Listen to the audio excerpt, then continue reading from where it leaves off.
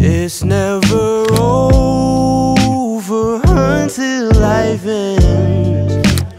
Lay down beside me, do it again.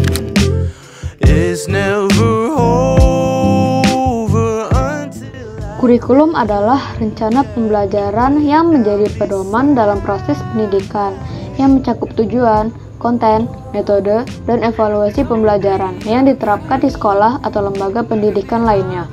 Kurikulum juga dirancang untuk membantu siswa mencapai kompetensi tertentu, baik dari segi pengetahuan, keterampilan, maupun sikap. Assalamualaikum warahmatullahi wabarakatuh. Perkenalkan, saya Fajri Rafiq selaku perwakilan dari kelompok 4 riset. Hari ini saya akan memulai wawancara seputar tentang kurikulum, yang mana judul kami adalah perubahan kurikulum mempengaruhi pada siswa. Hari ini kami akan mewawancari pada sudut pandang guru. Nah, di sini saya sudah bersama dengan salah satu guru Mandua Model Medan yang cukup berpengalaman. Assalamualaikum, Bu. Waalaikumsalam warahmatullahi wabarakatuh. Boleh perkenalkan siapa nama Ibu dan berapa lama Ibu mengajar di Mandua ini, Bu? Iya, saya Ibu Yusra, guru ekonomi Mandua sejak 2019, sudah 5 tahun di Mandua. Oh, sudah 5 tahun. Di sini, Bu, kami izin wawancara dulu ya, Bu ya. Iya. Nah, ini kami masuk ke pertanyaan pertama ya, Bu ya. Apa menurut Ibu perubahan kurikulum Merdeka ini mempengaruhi terhadap pemahaman nilai-nilai moral dan kayak budi pekerti gitu, Bu?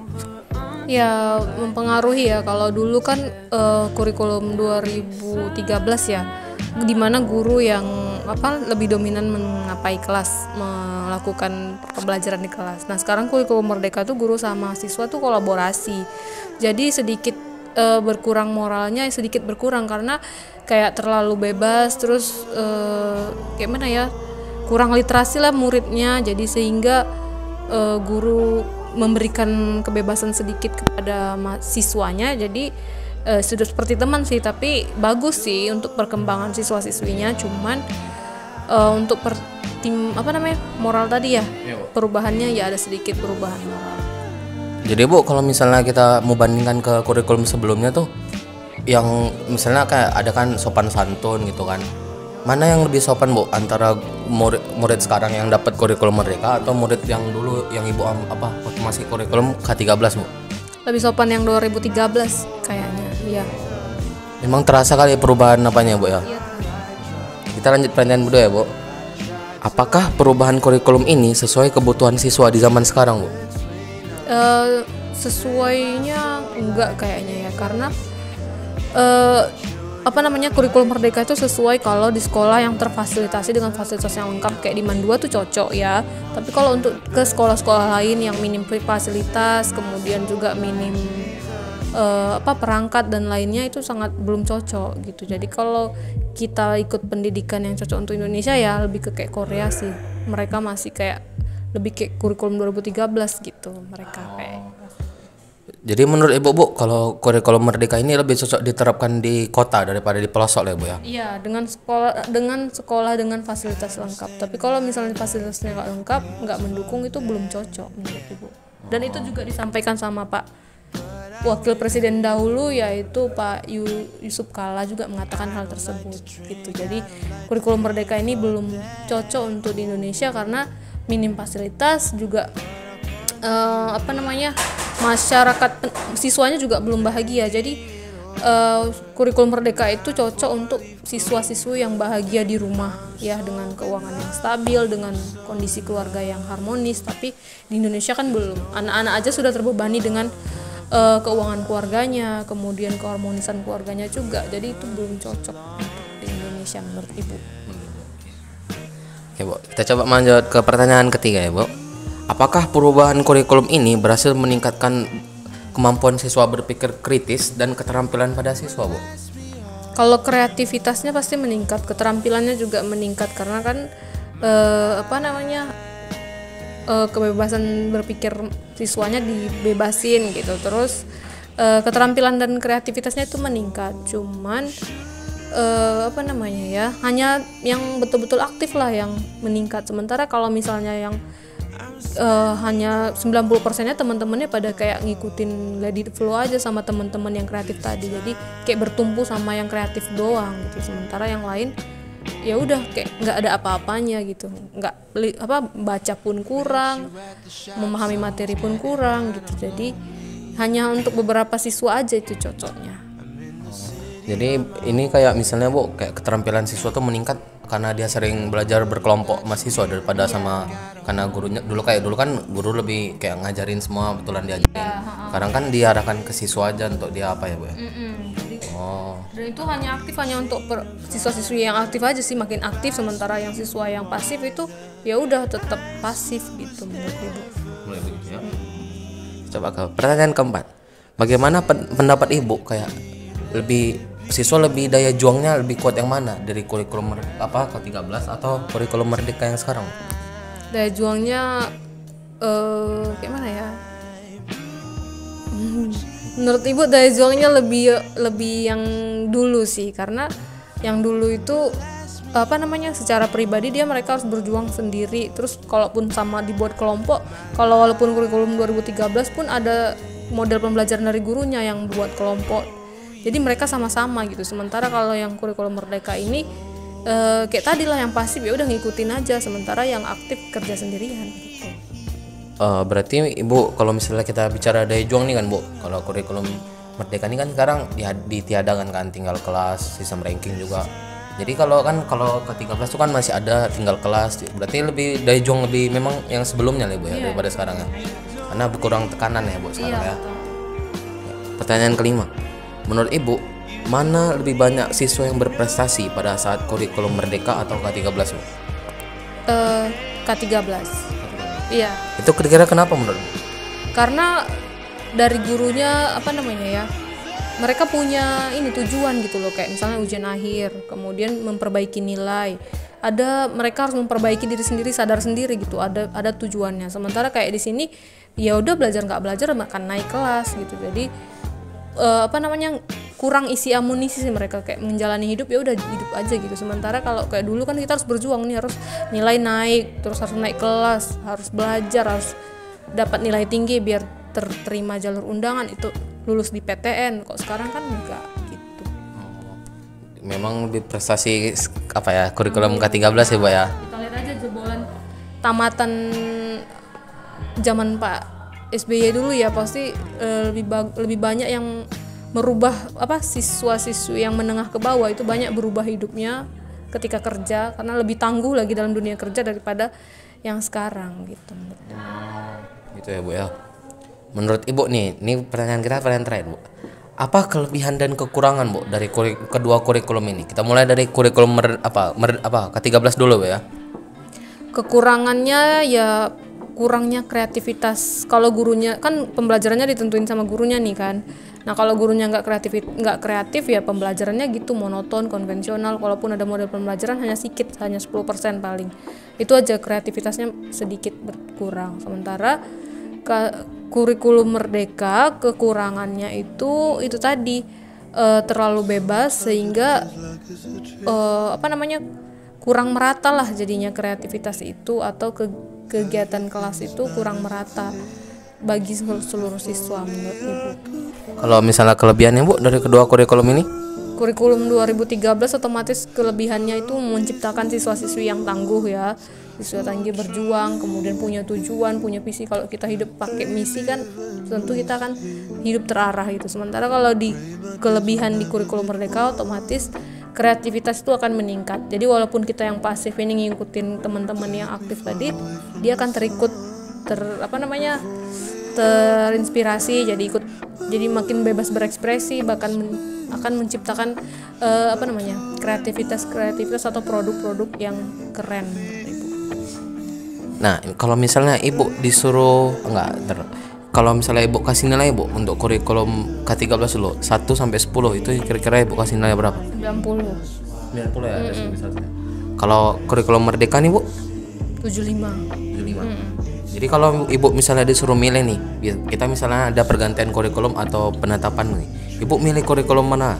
yang ke-13 atau yang kurikulum merdeka sekarang, Bu? K13, karena walaupun penentuannya di guru, tetap guru kan juga ngelakuin kreativitas, atau dalam satu sesi semester itu pasti ada tuh diterapkan, gurunya menerapkan kurikulum merdeka. Maksudnya kayak memberikan kebebasan kepada siswa-siswinya, memberikan project-project atau portofolio.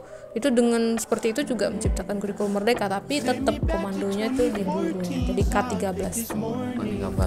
Ya, jelas. Makasih ya Bu ya, waktunya sudah bersedia menjadi narasumber wawancara kami. Assalamualaikum warahmatullahi wabarakatuh. Saya Afnan Ayana Sution, selaku perwakilan dari kelompok 4. Sekarang saya akan melakukan wawancara dari sudut pandang siswa.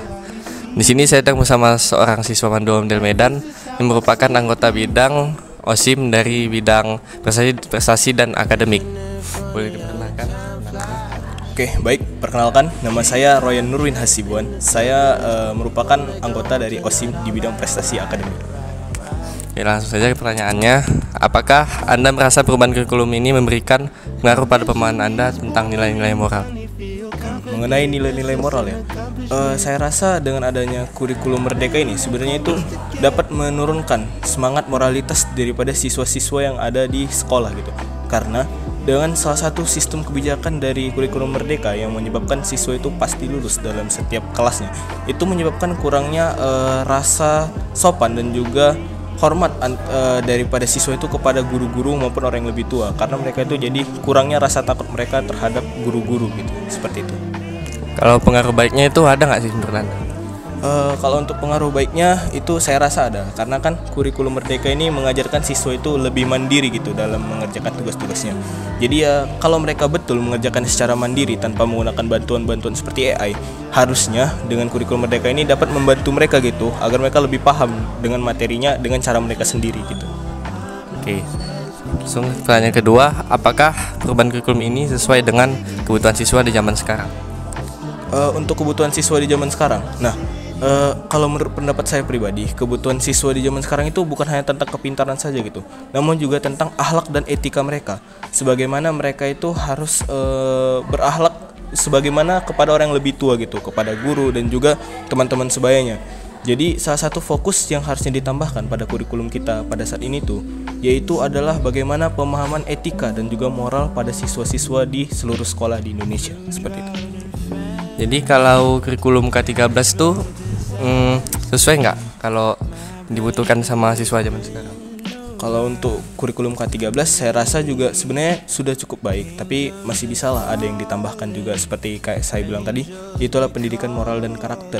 Seperti misalnya pendidikan PKN lah yang biasa kita dapatkan itu dipertambah lagi lah. Dan juga untuk rasa nasionalisme kita kepada bangsa Indonesia gini. Oke.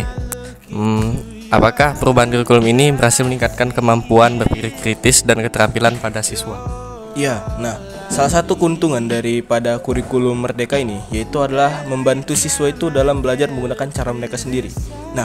Belajar dengan diri mereka sendiri ini itu dapat membantu mereka lebih berpikir kritis gitu, berpikir di luar kotak, bagaimana cara untuk memahaminya sesuai dengan bagaimana mereka senangnya gitu mempelajarinya. Jadi ya tidak hanya monoton kepada buku saja, tapi ada dari sumber-sumber yang lain begitu. Oke. Langsung, bagaimana pendapat Anda tentang daya juang siswa di kurikulum merdeka? Mengenai daya juang, kalau menurut saya inilah merupakan salah satu kekurangan terbesar dari kurikulum merdeka. Karena dengan adanya kurikulum merdeka yang membuat siswa-siswa itu sudah pasti lulus, itu otomatis mempengaruhi terhadap motivasi siswa dalam belajar. Karena ya, untuk apa saya berjuang gitu kalau ujung-ujungnya saya udah pasti lulus nanti. Jadi saya rasa itulah merupakan salah satu kekurangan terbesar dari kurikulum merdeka ini, yang mungkin bisalah dipertimbangkan oleh menteri terbaru kita di zaman era Pak Prabowo. Oke, menurut Anda supaya menutupi masalah seperti daya juang tadi itu gimana? Ya mungkin bisalah kayak walaupun agak berat mungkin bagi para siswa, mungkin ya kayak ujian nasional itu mungkin merupakan salah satu opsi gitu. Ya walaupun mungkin bisalah dikurangi sedikit untuk batas ambang lulusnya agar lebih memudahkan siswa gitu. Ya, walaupun itu menjadi lebih berat bagi para siswanya, namun kan itu dapat melatih generasi muda di Indonesia itu agar menjadi bibit-bibit unggul gitu yang dapat memajukan negara Indonesia, seperti itu menurut saya. Langsung, mana yang berprestasi pada siswa kurikulum di kurikulum merdeka atau K13? Ini juga berhubungan dengan motivasi siswa terhadap belajar tadi. dari menurut saya dan juga dari apa yang saya lihat dan juga pengalaman pribadi saya, orang-orang di kurikulum K13 itu biasanya itu lebih bagus gitu. Itu dari penglihatan saya, karena kan seperti yang saya bilang tadi, ada motivasi belajarnya, seperti tadi ada ujian nasional. Itu juga mempengaruhi bagaimana keseriusan siswa dalam memahami materi-materi yang mereka pelajari, seperti itu. Jadi menurut saya ya K13 itu masih lebih baik lah menurut saya daripada kurikulum Merdeka gitu. Jadi menurut Anda lebih berprestasi di K13 daripada kurikulum Merdeka. Oke.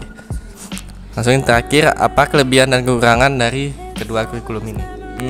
Untuk kurikulum Merdeka, nah kelebihannya seperti yang tadi sudah saya sampaikan, kayak tadi membantu siswa dalam berpikir kritis gitu.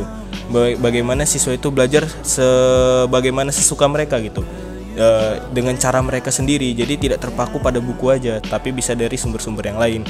Nah kekurangannya itulah dapat menurunkan motivasi belajar siswa, karena tadi tuh kebijakan mereka yang menyebabkan siswa itu udah pasti lulus. Jadi ya tentu saja itu dapat mengurangi moral dan juga semangat siswa dalam mengerjakan tugas-tugasnya. Lalu untuk kurikulum K13 menurut saya, untuk kelebihannya yaitu tadi ada menambahlah semangat dari para siswa, karena kan ada ujian nasional. Jadi adalah yang mau dicapai gitu, ada yang mau diperjuangkan. Dan untuk kekurangannya ya mungkin siswa itu jadi lebih sulit lah di K13, karena kan harus terpaku pada buku tadi gitu. Ya itulah ada kelebihan dan kekurangannya. Jadi mungkin bisalah jadi pertimbangan Pak Menteri terbaru kita gitu. Jadi kalau ujian nasional itu menurut Anda cocok nggak untuk kurikulum yang sekarang? Kalau pendapat pribadi saya itu ya sebenarnya cocok-cocok saja, karena kan dapat menjadi ujian terakhir sebelum memastikan apakah orang ini layak gitu untuk terjun ke dalam masyarakat ataupun belum. Kalau memang belum, ya harus dibina lagi gitu. Seperti itu menurut saya. Oke, terima kasih ya. Oke, mungkin itu saja dari wawancara dari sudut pandang siswa. Saya tutup, terima kasih. Assalamualaikum warahmatullahi wabarakatuh.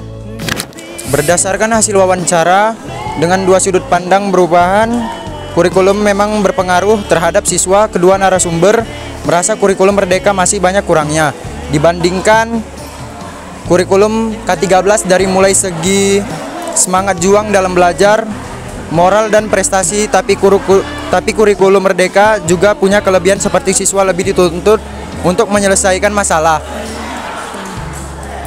secara bersamaan, dan siswa juga bebas untuk belajar dari sumber manapun, tidak menjadikan buku sebagai sumber utama. Tapi kurikulum K13 juga punya kekurangan seperti kurangnya kreativitas, karena menuntut guru yang menjadi pengajar. Jika gurunya menonton, maka pembelajaran yang diajarkan juga lebih membosankan. Sekian video wawancara kami. Terima kasih sudah menonton. Wassalamualaikum warahmatullahi wabarakatuh.